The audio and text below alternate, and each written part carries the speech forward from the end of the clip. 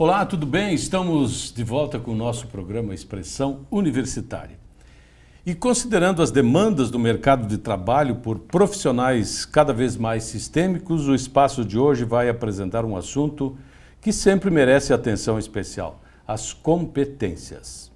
E quem vai conversar conosco sobre isso é o professor Júlio César Brondani, que falou sobre essa mesma temática na formação de professores da Escola de Educação Básica. Bem-vindo, professor Júlio. Novos tempos, novas competências, o desafio da autoinovação permanente ou ainda? Todos temos montanhas para subir. Como vou subir a minha montanha?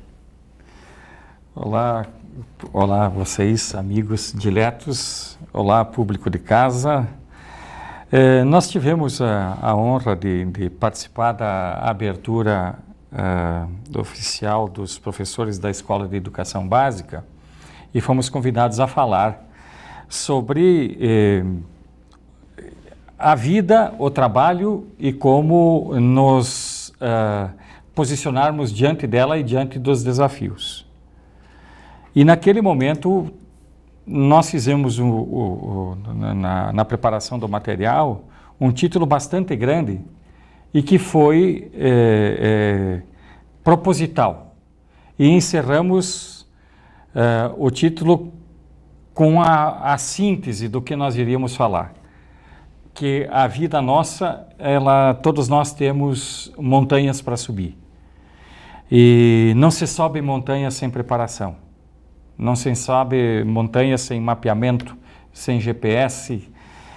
Como subir essa montanha? Em outras palavras, nesse mundo da terceira década que nós estamos falando já em 2030 e não mais em 2020, nesse mundo de hoje o futuro já chegou. E ele tem dois aspectos que precisa ser considerado. Ele não é para todos, mas pode ser para você, pode ser para cada um de nós. E isso depende, evidentemente, de vontade, de irmos além das nossas possibilidades, porque este mundo da terceira década de 2030 é o mundo do desconforto, é o mundo onde nós, a cada dia, precisaremos lidar com situações complexas. E isto se faz com preparo e se faz com o desenvolvimento de novas competências. Para termos uma ideia como passa rápido, eu vou usar duas figuras de linguagem. A primeira delas, que nós abrimos a palestra, foi falando sobre voltas ao redor do Sol.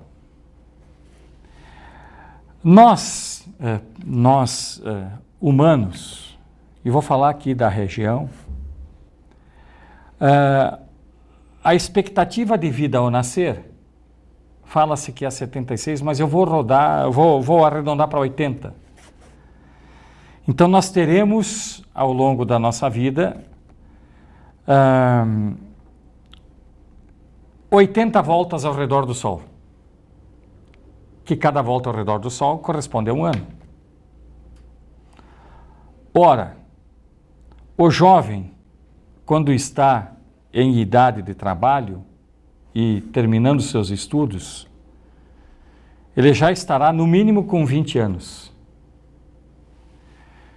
E praticamente não começou a sua vida profissional e pessoal de realização a quem ele busca. E já deu 20 voltas ao redor. Ou seja, 25% das voltas ao redor do Sol, a que ele tem direito por concessão de alguém superior ou dos seus cuidados pessoais, ele já tem 25% das voltas ao redor do Sol encaminhadas. O segundo aspecto é que uma volta ao redor do Sol dura 365 dias, que é um ano. Nessa concessão que nós temos, a cada dia a gente ganha uma página em branco.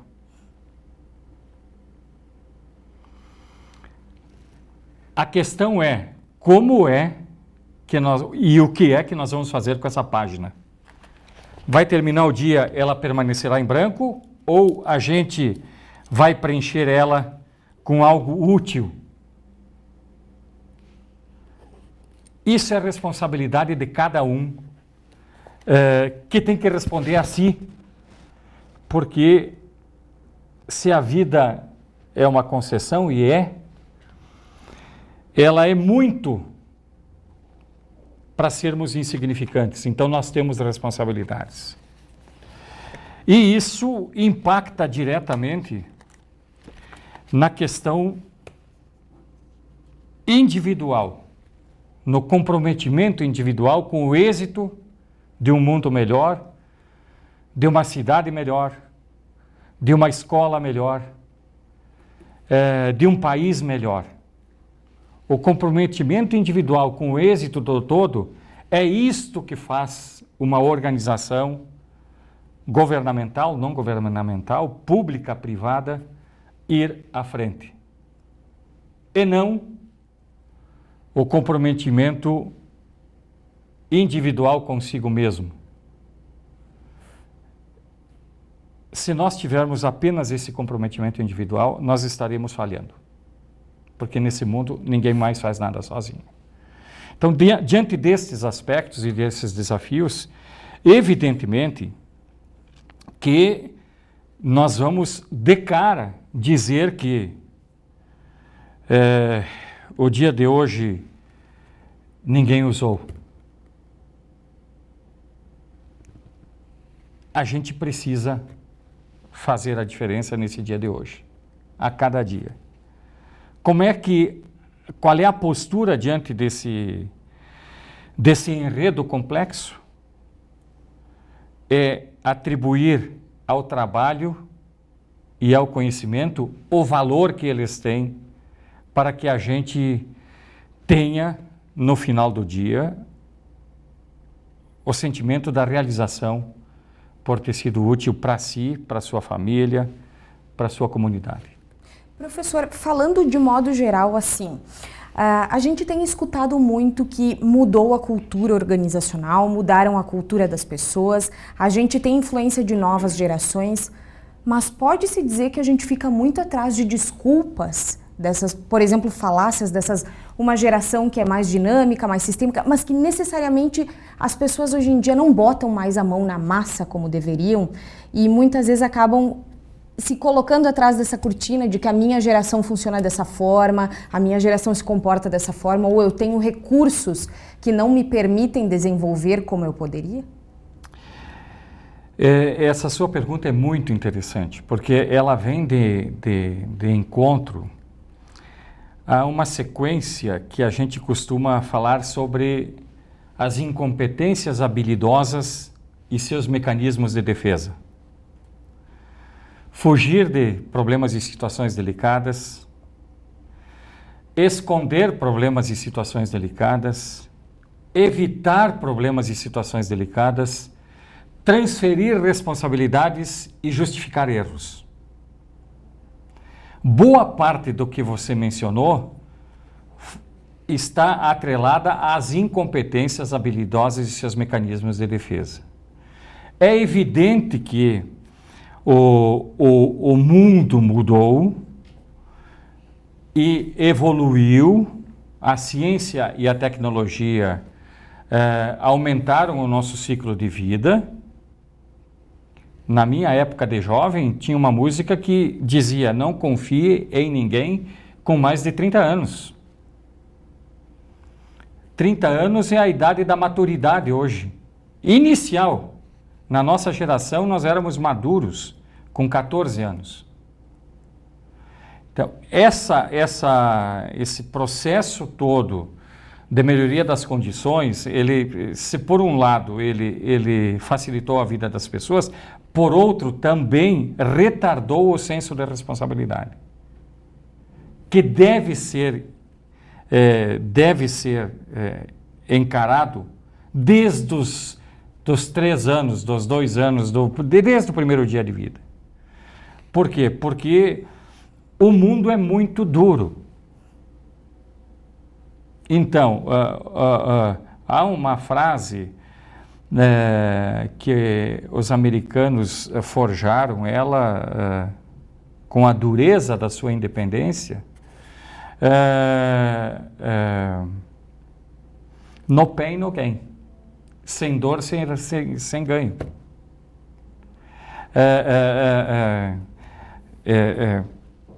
Não há possibilidade de a gente imaginar que as nossas realizações pessoais serão conseguidas sem o enfrentamento da dureza do dia a dia, que é do mundo e que é da natureza da condição humana. Qualquer pensamento divergente a isso é devaneio. A gente sabe que a gente precisa trabalhar, que a gente se realiza pelo trabalho e que a gente tem responsabilidades. Mas a gente tem que exercer isso. Agora, toda vez que a gente torcer para que a vida da gente seja bem fácil e que não tenha dor e que só tenha ganho, vai dar problema. Isso está escrito, todas as biografias, e é uma recomendação que eu faço para que a gente leia biografias. Todas as pessoas de êxito e que têm biografias lindíssimas são avalistas desta expressão. O único lugar onde o sucesso vem antes do trabalho é no dicionário, porque sucesso começa com S e trabalho começa com T. Recentemente eu terminei de ler a biografia da Michelle Obama. Estou lendo o segundo volume da biografia do Jô Soares. Também terminei, estou na metade da biografia do Papa João Paulo II. Estou esperando chegar a biografia do Henry Kissinger. A história desse, a gente já leu outras biografias, mas a história, Pedro Grande, Catarina Grande, Nicolau e Alexandre, que são czares russos. A história dessa gente primeiro vem o trabalho, família, Deus, religiosidade, e não tem como fazer um país prosperar se esse trabalho não for duro. O nosso país hoje está passando por uma série de dificuldades conjunturais e estruturais. São 500 anos de desmandos. Os últimos 40 foram de apropriação indébita, foram de saque ao Estado e ao erário. Desmanchar isso não está sendo fácil. Porque nós, nação brasileira, estamos nos acordando apenas agora para fazer ver que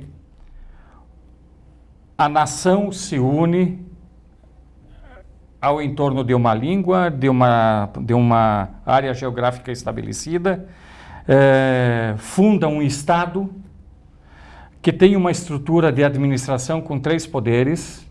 Esses 3 poderes arrecadam impostos ou fazem empréstimos e devem, evidentemente, gerir isto tudo em prol da nação. Nem vou falar sobre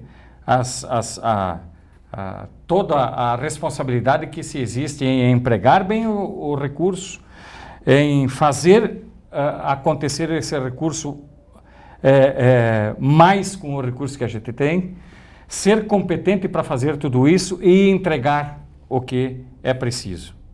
Nós estamos em fases muito anteriores a isso. Nós estamos em fases agora de reconstruir o Estado brasileiro, por conta de que o modelo atual não atende e ele estruturalmente está completamente comprometido. Isso é fato e não é uma situação simples de resolver, porque quem se apropriou do Estado brasileiro está esperneando para fazer as melhorias necessárias. E, além disso, os nossos mecanismos de avaliação do quanto nós somos grandes não poderá ser mais nós nos compararmos a nós mesmos. Os nossos mecanismos de avaliação, pessoais inclusive, eles são externos. Uma pergunta que eu tenho que me responder e que todos temos que nos responder é: eu sou bom o suficiente naquilo que eu faço? Diante dos desafios que nós temos? Porque já está riscada a possibilidade de achar que as pessoas vão fazer fila para nos procurar. Para cada necessidade ou desejo de qualquer área, na área de marketing hoje nós estudamos que um processo de decisão de compra de qualquer produto ou serviço, há pelo menos 10 alternativas razoáveis para a gente fazer a escolha. Na atividade profissional ela está caminhando exatamente para isso. Ao responder eu sou bom o suficiente, é preciso que eu tenha a consciência de que cada dia, todo dia, um novo jogo começa e eu não estou garantido na escalação do time. E isto sim, é busca de conhecimento, estabelecimento de relações pessoais, no sentido de montar um network, uma rede de relacionamento de trabalho, e que a gente construa a reputação e a credibilidade e o relacionamento necessário para dar a chancela de que a gente pode ser útil e que vale a pena que as pessoas nos procurem. Professor, já que estamos falando disso, afinal de contas, seja aluno, seja profissional, seja professor, seja empresário, que tipo de habilidades a gente deve desenvolver? O senhor que gosta tanto de falar sobre isso e não abre mão de que alguns aspectos realmente são relevantes na busca do sucesso. Eu vou falar do ponto de vista de mercado, então, né? O que é um mercado? É gente com renda, acesso e qualificação. Então, o tamanho do mercado de Erechim, 217 mil, que é a região norte do Rio Grande do Sul. Temos capacidade instalada para 450 mil pessoas. A prioridade número 1 das nossas lideranças, e estão trabalhando para isso, é fazer 19 quilômetros de estrada que nos ligue à região Nordeste, para restabelecer os vínculos históricos de ocupação e de etnia que nos identificaram ao longo desses anos. Evidentemente que esse processo de inovação e atualização, ele se torna mais complexo porque a cada dia aparecem novos concorrentes no mercado. Antigamente, nós tínhamos, sob análise de negócio, nós tínhamos a concorrência que era pequena entre ela, e tinha o poder de barganha do fornecedor e o poder de barganha do comprador. Então, na entrada aqui já tem a ameaça de novos entrantes nesse mercado, ou aqui a ameaça de entrada de produtos substitutos. Então, os smartphones que todos têm, com o número de aplicativos que existe, hoje a indústria de despertador, só vou citar algumas indústrias, de despertador, de decibelímetro, de nível, que é nível para ver se está no nível, de temporizador, isso aí tudo está à disposição no smartphone. A indústria gráfica, ela hoje está passando por uma hora da verdade muito grande. porque a indústria gráfica, seja ela de livros ou seja ela de notícias ou de entretenimento, ela é uma indústria de notícias, entretenimento, lazer e cultura. É isso que ela vende. O Grupo Abril achou que vendia mídia impressa. Não, ele vendia lazer, entretenimento, informação, que ao aparecer o tablet, não diminuiu a necessidade de informação. Diminuiu o jeito dela chegar. Há 30 anos atrás, quando eu dava palestra, eu falava sobre inovações e mostrava as tendências, porque é o que aparecia. E lá aparecia a tendência de que não haveria mais jornal físico, que toda manhã haveria um jornal do tamanho do jornal e se introduziria as notícias. A forma de como isso acontece hoje não é a mesma, é no tablet. Mas o jornal baixa-se no tablet. É possível, hoje, todas as manhãs, ler o jornal Bom Dia, antes que ele chegue físico na sua casa, com o mesmo layout. É possível, de manhã cedo, antes de sair de casa, ler o Globo Estado de São Paulo, a Folha de São Paulo também. E é possível ler o New York Times por $1 por semana. Ou seja, qualquer um de nós aqui pode, depois da meia-noite, baixar no seu tablet o New York Times e vai pagar R$4 por semana. O New York Times tinha uma tiragem de 900 mil exemplares, hoje está com 4,5 milhões. Tem 1.250.000 físico e o restante é eletrônico. Então, isso é para citar o tamanho do desafio. Mas como, então, ficar junto do mercado? Evidentemente que tem que se estabelecer as atualizações necessárias, mas a presença junto ao cliente, já que estamos falando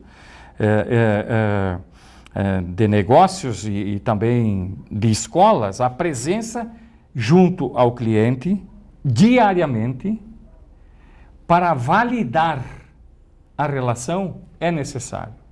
Como é que é o processo de valor de qualquer coisa? Seja uma universidade, seja uma escola, seja um produto que nós compramos. Valor para o cliente é benefícios percebidos menos custos percebidos. A partir do momento em que a conta do benefício é maior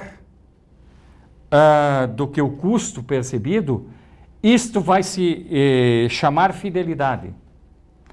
Um exemplo bem simples. Sandália havaiana, R$19 a R$32. O custo industrial de uma sandália dessa não deve ser superior a R$1,50. Evidentemente que daí tem toda a parte da divulgação, enfim, mas o que a Havaianas vende? Estilo de vida. É isso que ela vende.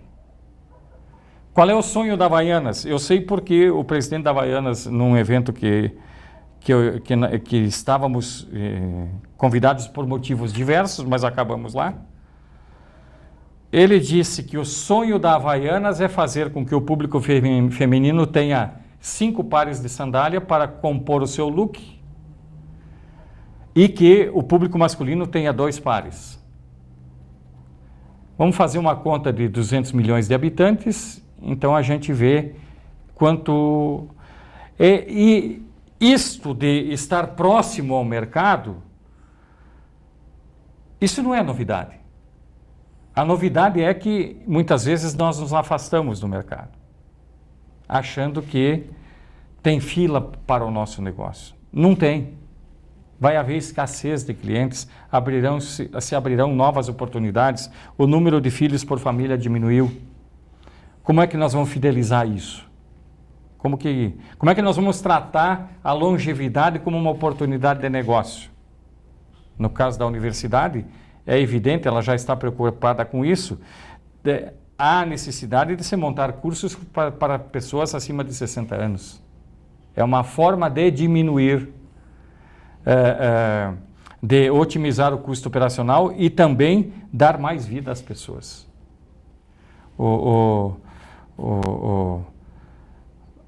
A grande questão hoje é, nós temos 24 horas num dia.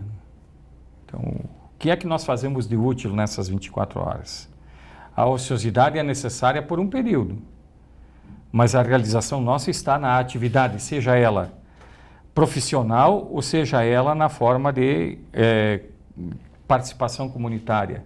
Na igreja, no clube de serviço, no time de futebol, o quanto nós estamos dando da nossa parte para tornar a nossa quadra que nós vivemos, o nosso quarteirão, o nosso bairro, a nossa cidade, o nosso estado e o nosso país. Professor, o tempo passa rápido. Eu acredito que nós tenhamos que marcar mais um programa para dar sequência a este assunto que realmente é bastante motivador, preocupante, mas que a gente precisa falar. Então, nesta edição, professor Júlio, nós encerramos aqui, mas estamos fazendo um convite especial para que o senhor retorne para darmos sequência a este programa especial do Expressão Universitária. Grato pela sua atenção. Depois nós combinamos a sequência do programa, quem sabe numa outra ocasião. Grato, Fernanda, grato aos nossos telespectadores. Até o próximo programa.